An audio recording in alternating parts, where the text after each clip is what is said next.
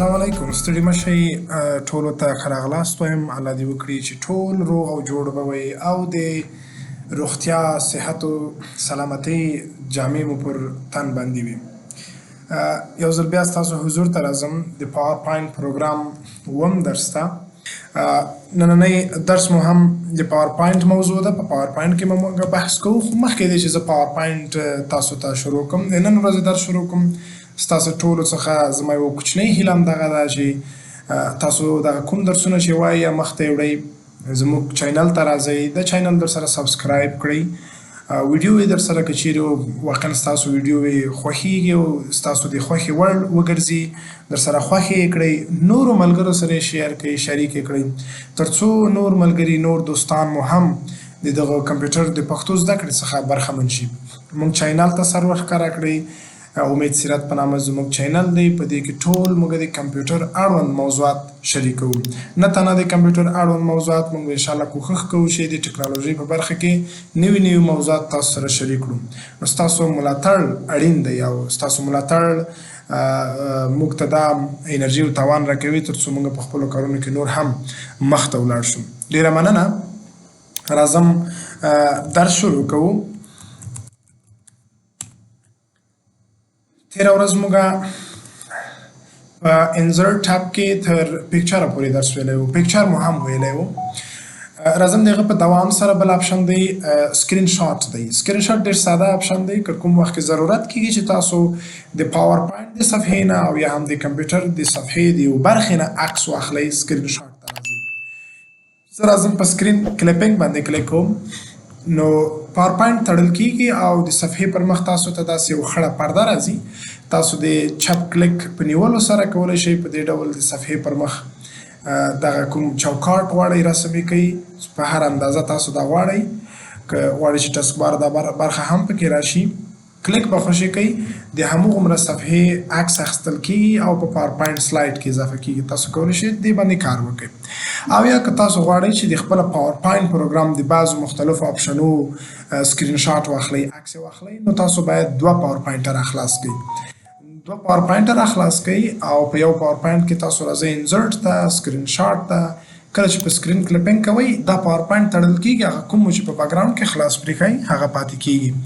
نو دلته تاسو د مختلفو اپشنونه کولی شئ د سکرین شاټ په واسطه عکس واخلئ، سکرین شاټ یې واخلئ.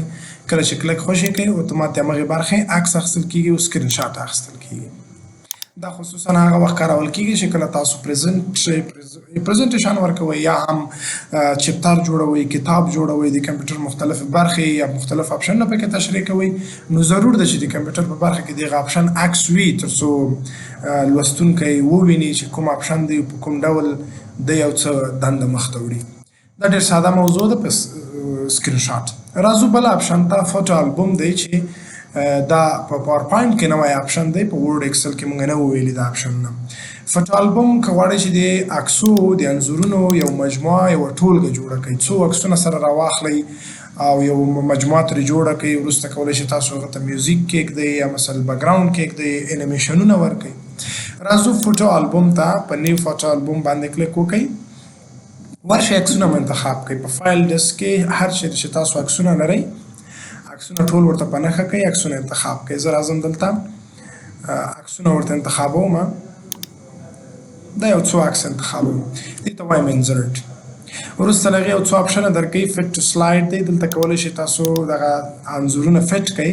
په یو سلایډ کې څو انځوره ښکاره شي، دوه پیکچره وي، څلور پیکچره وي او دوه پیکچره وي له ټایټل سره یا د عنوان لپاره هم یو برخه ورکوي او فریم شیپ دی یا شاوخوا یو فریم ورکوي، یو شیپ ورکوي، دا هم ورته په دې ډول تنظیمولی شئ.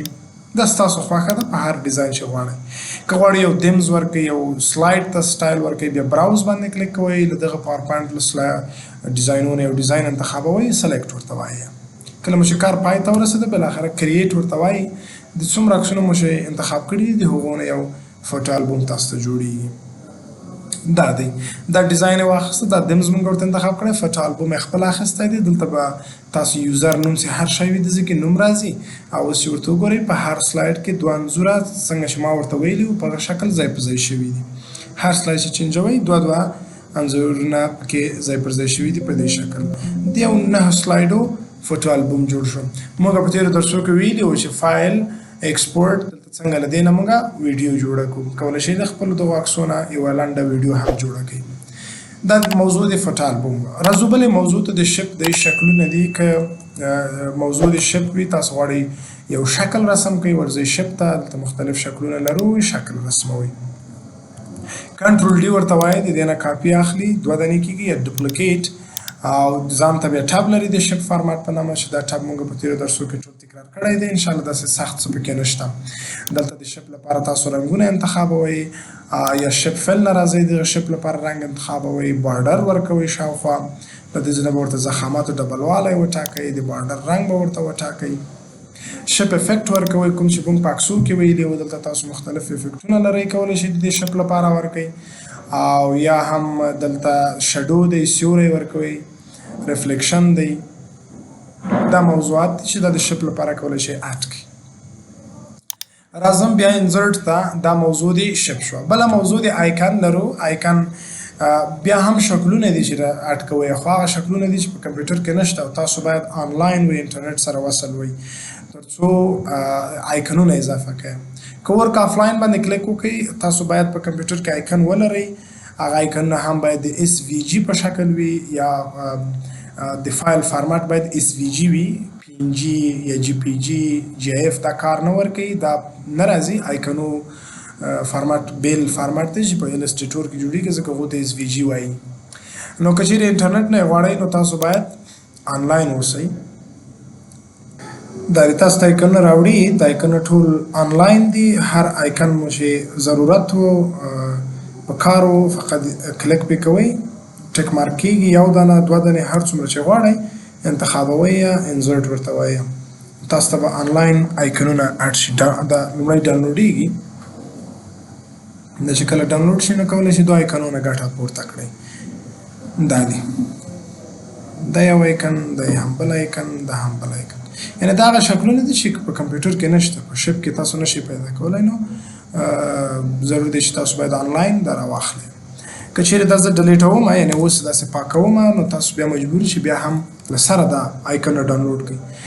دا د آیکن موضوع. څنګه بل آپشن د 3D ماډل لرو. 3D ماډل 3 بعدي شکلونه دي چې 3 بعده ولري 3 خواوې ولري. تاسو کولی شئ 3 وړه خواوې ووینئ. دا ته 3D ماډل وایي. کمپیوټر کې لرئ که سټاک 3D ماډل له انټرنیټ یې راخلئ.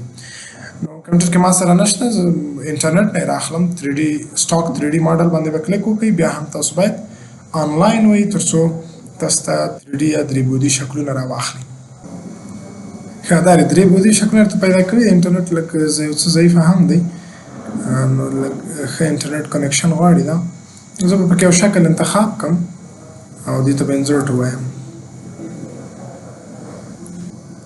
دا دی. دا عکس اضافه شو. په دغه لومړي منځ آپشن باندې کلیک کوئ نیسئ. یعنې دا عکس دی 3 بعده لري 3 خواوې لري. کولی شئ شاوخوا د دغه لپټاپ تاسو ووینئ. یو 3 بعدي شکل دی. دا هم ډېر کارول کېږي. نظر بعضو حالات ته دا کارولی شئ. ډېر ښه شکلونه شته پکې آنلاین یې راخیستی شي. دا 3D موضوع شو. راځو بل آپشن ته. بیا هم انزرټ ته دا د 3D موضوع شو. یو بل آپشن لرو د سمارټ آرټ په نامه. سمارټ آرټ تېرو درسو کې مې ویلي وو چې سمارټ آرټ د تشکیلاتو جوړولو په خاطر د لیست جوړولو په خاطر او بعضو حالاتو کې کارول کېږي چې دلته مثالونه درته وړاندې کوم. د دفتر تشکیلات جوړوئ. د یو دفتر د پرسونل کوم تشکیل چې دی په سلسله مراتب چې لري هغه غواړئ جوړ کړئ نو هغه په همدې موضوع کې جوړېږي. سمارټ آرټ موضوع کې جوړېږي. کلیک پې وکړئ. دلته ډېر مختلف شکلونه لرو. هغه نظر ستاسو کومه برخه کې غواړئ جوړ یې کړئ نو دلته به ورته شکل انتخابوئ. پروسس حالت لرو. د لیست حالت لرو. سایکل حالت لرو. مثال په سایکل کې زه یو موضوع تشریح کوم. راځم دلته اوکې ورته وایم. سایکل موضوع ده. زه به ډېر یو ښه موضوع ذکر کړم. مثال دلته زه د اسلام 5 بناوې یو ډېر ښه مثال دی غواړم ذکر یې کړم. نو دا د سایکل په شکل یې غواړم ولیکم. دلته کلمه دی او لمونځ دی. دلته به یې زه ذکر کړم روژه ده او بلې هم زکات دی او بلې هم حج دی. نو دا څه دي چې موږ مثلا د شکل په واسطه وښودل دا موږ ساده هم لیکلی شوی نظر ساده لیکنې ته سمارټ آرټ یا د دغه شکل په ښودلو سره دا ډېر عام فهمه هم دی ډېر جالب هم راځي خصوصا کوم کتاب چپتر د ماشومانو لپاره جوړوئ دا به ورته ډېر ښه مناسب وي سمارټ ډیزاین ته چې راشئ مختلف رنګونه لري کولی شي مختلف رنګونه ورکوي نو زما په فکر دا ډېر ښه آپشن دی یعنې ډېر ښه نظر ساده لیکنې ته دا ډېر ښه یو مثال دی چې تاسو وړاندې کولی شئ بیا دا ځان ته شکلونه هم لري سمارټ ډیزاین ته چې ورشئ دلته کولی شئ د شکلونه بیخي تغییر کړئ یو بل سټایل ورته انتخاب کړئ نمونې انتخاب کړئ په دې شکل یا اصلا دا شکل چې دی سایکل دی داسې یو موضوع ذکر کوي چې هغه موضوع د سایکل وي شروع ولري بیرته تر همغه ځای پورې ختمیږي بیا یا مثال لکه ستاسو ورځنی کارونه دي تاسو سهار راپاڅېږئ یا کوم کار کوئ همداسې مسلسل کارونه مخته وړئ ماښام بیرته کور ته ګرځئ سهار بیا راځئ خپل کاري ساحې ته کار مخته وړئ بیا ماښام یعنې دا یو سایکل دی دغه پروسې یا دغه سټیپونه تاسو کولی شئ د شکلو په واسطه وښیئ او یا که غواړئ تشکیل د ادارې جوړ کړي بیا به هم ته ورځئ سمارټ آرټ ته دلته به تاسو ورته هیرارچي یو شکل دی دا به انتخاب کړئ په دو کې یو سټایل انتخابوئ اوکې ورته وایم زه مثلا د یو دفتر تشکیلات جوړوم چې په دې رأس کې حامد دی بخښنې سره ژبه انګلیش انتخاب کوم د دې په رأس کې حامد دی او حامد ځان ته یو معاون لري د احمد په نامه بیا نور کارمندان ځان سره لري مثال د جمال په نامه کارمند دی دو سره یو مثال د عابد په نامه دو سره کارمند دی د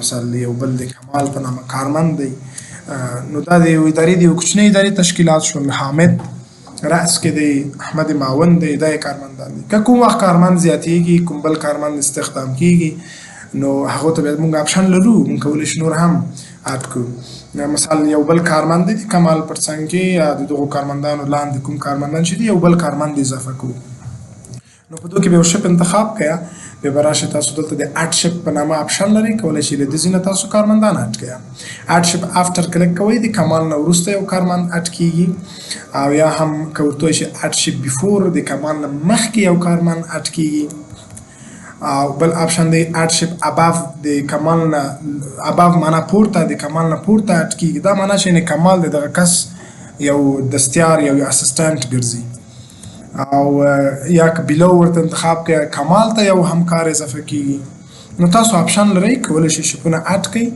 او لیکنه پکې وکړئ په دې شکل بیا راځئ رنګونه لري سټایلونه لري مختلف حتی بعضې سټایلونه دي چې تاسو کولی شئ د کارمند عکس هم اډ کړئ په دې برخه کې ډبل کلیک کوئ ورځئ فرام فایل ته کولی شئ د کارمند عکس اډ کړئ ډېر ښه شکلونه دي دې خوا ته افیکټونه لري کولی شئ افیکټ ورکړئ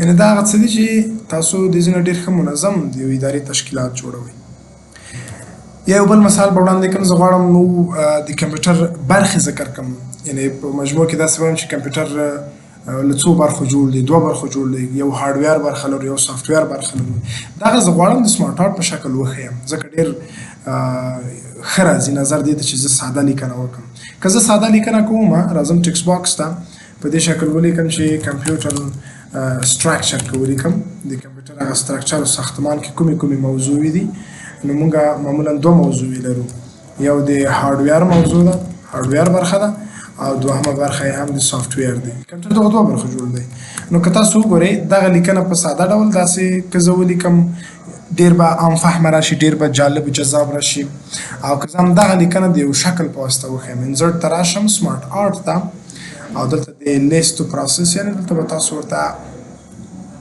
یو سټایل انتخاب کړئ که زه په دې شکل یې وښیم دې کې به زه دا ډیلیټ کړم بیخي په دو کې به هم درې برخې دي درې برخې په کار نه دي ډیلیټ به یې کړو دلته به زه ورته ولیکم کمپیوټر سټرکچر هماغه وختنی موضوع یو به هارډویر موضوع کو بله به هم سافټویر موضوع نو زه فکر کوم دا یو څه جالبه دی نظر لومړي آپشن ته یا لومړي هغه ته چې ما ولیکل لیست بیا دا ځان ته سټایلونه لري کولی شي نور نمونې سټایل ورته انتخاب کړئ ډېر ښه راځي او دلته که چیرې دغه متن مو ډېر غټ وي کولی شي شپ ورته کوچنی کړئ او یا متن ورته کوچنی کړئ دا په دې شکل داسې موضوعاتو لپاره تاسو د سمارټ آرټ له آپشن نه کار اخلئ بله موضوع د چارت د چارت موضوع دلته ډېر لاندې تشریح کیږي ځکه دا د اکسل مربوط کیږي. زه به درته ډېر لاندې توضیح ورکړم. نور جزئیاتو لپاره به تاسو د اکسل ویډیوګانې در سره وګورئ. انشاءالله موږ به د اکسل ویډیوګانې ډېر ژر خپرې کړو په خپل چینل کې، نو تاسو کولی شئ هلته په پوره تفصیل سره وګورئ. نو راځو چارت باندې کلیک کوو. که غواړئ چې یو ګراف جوړ کړئ، د ګراف جوړولو لپاره دا یو مختلف سټایلونه او نمونې دي، په دو کې به یو نمونه انتخاب کړئ، اوکې به کلیک وکړئ. کله چې اوکې کوئ تاسو ته د اکسل یو کوچنی صفحه خلاصوي، یعنې دا معنا چې ډیټا انټري به په اکسل کې کوئ. ستاسو اصلي ډیټا به په اکسل کې وي، چارت به په پاور پوینټ کې اضافه کیږي. دلته زه دغه تاسو ته لږ لارښوونه وکړم چې کوم کوم موضوعات دي پکې، بیا تاسو انشاءالله سر پرې خلاص شي. دغه کومه ساحه چې ده دلته په دغه ساحه کې به لیکنه کوئ، یا دغه ساحه خاص د چارت لپاره ده. یو برخه د سریز لرو، یو برخه د کټګورۍ لرو. نو تاسو څه شي غواړئ، یا د کومې موضوع په اړه غواړئ چې چارت او ګراف جوړ کړئ. زه غواړم چې د مثال د ګرمۍ په اړه د څو ولایتو کې د ګرمۍ په اړه کومه احصایات چې لرو یا کوم ډیټا لرو هغه غواړو په ګراف کې وښیو. زه به دلته کلونه ذکر کوم، مثال 2022 کال به ذکر کوم، 2023 کال به ذکر کوم، او دلته به 2024 کال ذکر کوم. په دریو کلو کې په څلورو ولایتو کې موږ د ګرمۍ لوړې درجې باندې بحث کوو چې په کوم ولایت کې تر ټولو لوړه درجه ګرمي څه وه. دا ځکه درته وایم چې اوس هم موږ د اوړي په موسم کې یو، اوس ګرمي ده، نو انشاءالله چې تاسو باندې به ښه تېرېږي. دلته به زه کابل ولایت ولیکم، بل به مثلا کندهار ولایت ولیکم، هلمند ولایت ولیکم، بل مثلا بامیان ولایت ولیکم. دا هغه څلور ولایتونه دي چې موږ د ګرمۍ اعظمي حد او تر ټولو لوړې درجې باندې بحث کوو. په کابل کې په 2022 کې د مثال په ډول تر ټولو لوړه درجه ګرمي چې وه 41 وه، په 2023 کې 45 شوه، په 2024 کې لږ یو څه پورته شوه، مثال 40 پورې پورته شوله. په کندهار کې که څه هم کندهار ګرم ولایت دی، په لومړیو کې 48 وه، په 2023 کې یو څه مناسب هوا یې ښه وه 45 وه، او په 2024 کې هوا نوره هم پورته شوه تر 50 پورې ورسېده. په هلمند ولایت کې دا هم یو څه ګرمسیره ولایت دی، په دې کې مثال 49 وه، بیا 44 ورسېده، او سږ کال یې هم ښه وه 40 وه. او په بامیان ولایت کې د مناسب ولایت دی، نظر ګرمۍ ډېره نشته پکې نظر نورو ولایتو ته. په 2022 کې 30 درجې وه، بیا یو څه 40 درجې شوه، 2024 کې هم هغه اعظمي حد مثال 41 وه. نو دا ما ډیټا ذکر کړله په دې شکل منظم. نو تاسو به دا اکسل صفحه وتړئ، ځکه موږ ډیټا انټري نور پای ته رسېدلې ده. دا به وتړئ، نو تاسو به وګورئ چې دغه چارت نتیجه په پاور پوینټ کې تاسو ته راغله. لاندې کې وګورئ 3 کاله لرو، هر کال په یو مشخص رنګ باندې ښودل شوی ده. 2022 کال په شین رنګ باندې دی، 2023 کال په د نارنجي رنګ باندې دی، او 2024 کال په ګری یا خړ رنګ باندې دی.